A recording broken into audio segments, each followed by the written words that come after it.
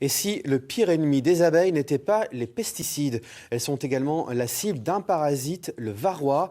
À Torigné, dans les Deux-Sèvres, Nicolas Girard lutte contre ce prédateur. Son idée, élever des abeilles résistantes à cet acarien.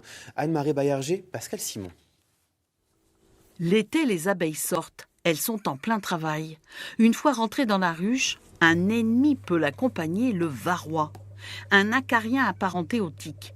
80% des pertes hivernales sont provoquées par le varroa.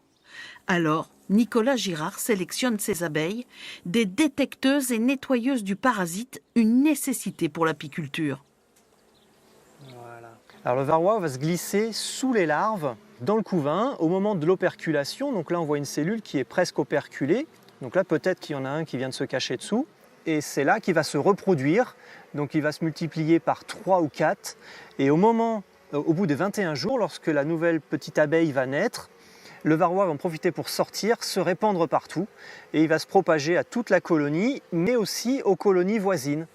Nicolas Girard fait partie d'un groupe d'inséminateurs créé en 2014. L'insémination, une alternative aux insecticides.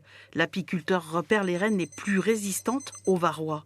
En France, ils sont seulement quelques-uns à pratiquer cette technique.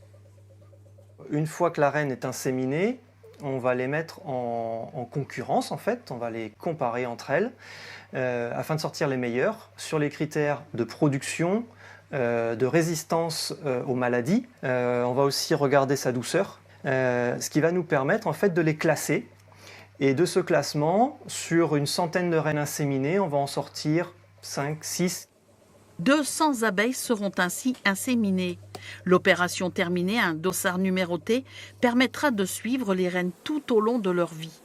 D'ici le printemps, elles devraient pondre jusqu'à 2500 œufs.